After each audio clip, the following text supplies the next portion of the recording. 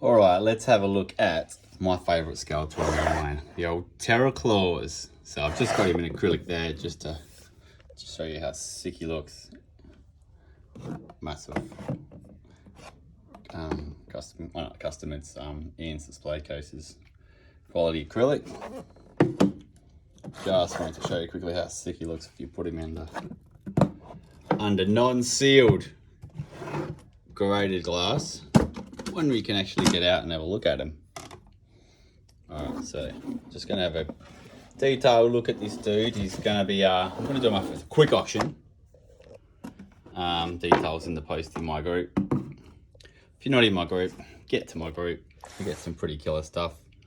At the moment I've had some outrageous MOTU MOCs, vintage MOTU MOCs, most of the big pieces. Anyway, let's have a look at this guy. So the card, it's got a lot of creasing at the top, you see, especially in that gold bit there. So the hanger tab's just hanging on by a thread, but we'll call him semi-unpunched, but it's still there. I reckon I'll get that to you. I'll definitely get that to you without the punch coming out. So yeah, you got a lot of veining and creasing at the top, particularly. As you go around, the edge wear is not too bad. There's a little bit of edge wear there at the bottom right, a little bit bottom left, which is kind of a sort of a semi-frame kind of edge wear thing. But yeah, that veining is heavy and creasing. But look, it still displays beautifully. You saw it in acrylic. Still looks lovely. Let's have a look at the back. So the back looks a lot nicer than the front. It's only because the veining doesn't sort of pop against the lighter colors as it does in the reflective colors of the front of the card. So obviously you can still see all the veining increasing, but it's not as bad from the back because of the colors. And then yeah, a bit of edge wear at the bottom, like I mentioned. So I'll just pop it down gently. So yeah, there's a little bit of sort of fraying edge wear on the two corners, but it's not too bad. So, you know, the card's, it's hard to subgrade with that many creases. You'd be probably pushing for a 70. You'd struggle to get a 70. There's no rips or anything, but there's a lot of veining. So, you know, I'd put the card at 60. I'm pretty hard, but hey, look, don't grade it. Stick it in this beautiful acrylic you've got here, and why grade it? Now, the bubble's got that surface wear, which you can see, like that sort of rubbing. So there's no, just gonna go around it completely. I'll get this angle going.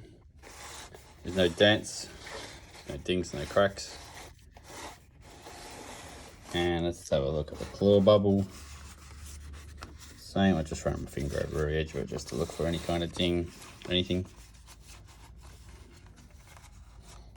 Right, so all the bubbles, the dragon, the little clip, both claws and the figure are really nice.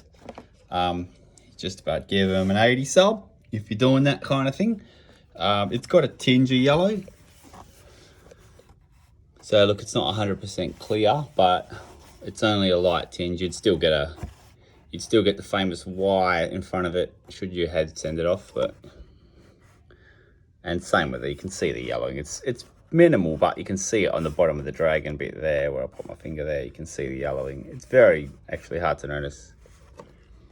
So it presents really nice, and the figure, let's have a look at his paint. Look at that face. That's a face that only a mother and myself could love.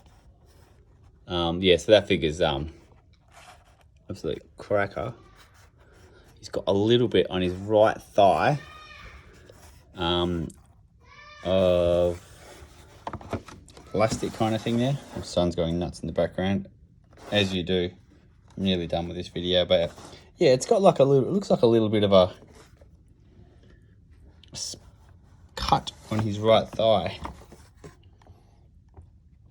Also, and it's actually kind of excess plastic. It's really hard to see there. Yes, my darling son, I'll be there in one moment, okay? Thank you for being patient with your toy grading father. So it's got like, what it is like an excess bit of plastic, and it looks like there's a bit of dirt got under it. That's what makes it look like it's cut, but it's weird. Anyway, it's a lovely figure apart from that little weird blemish on his right thigh. So you'd give the figure an 80. I would have said 85, but there's that little thing there. So look, it's a lovely display piece. It's got a lot of issues, so he's not going to go. It's going to be an auction. He's got a reserve price, but he's not going to go mental high-end pricing. You don't see this guy MOC too often, especially in Australia. So it could be an opportunity to get a nice one local. Semi-bargain, who knows? Who knows what it's going to go for? Who knows what my reserve is? Joining my group, I'm going to auction this today. It's going to be a quick fire auction, just a few hours. I don't want this to hang over a day or anything. It's going to be a quick fire auction, and then if it doesn't hit reserve, I'll offer the first dibs. We'll go to the leading bidder, and we'll go from there. Yeah, check it out, guys, and subscribe to my channel because I got tons of killer high-end stuff, and I'm going to do a video review of them all, so you know what you're buying. So if you don't like my voice, don't subscribe to my channel. But if you're finding my voice just irresistible when you wanna watch and listen, do it. Nah, all jokes aside, just having a little bit of fun.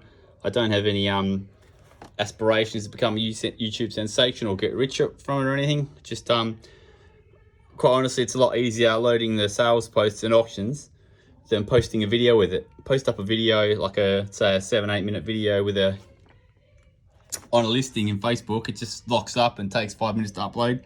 This, I can have all the YouTube stuff pre-done, and then it's just a link on the post, and off you go. So anyway, I'll stop babbling. Here he is. Come and get him.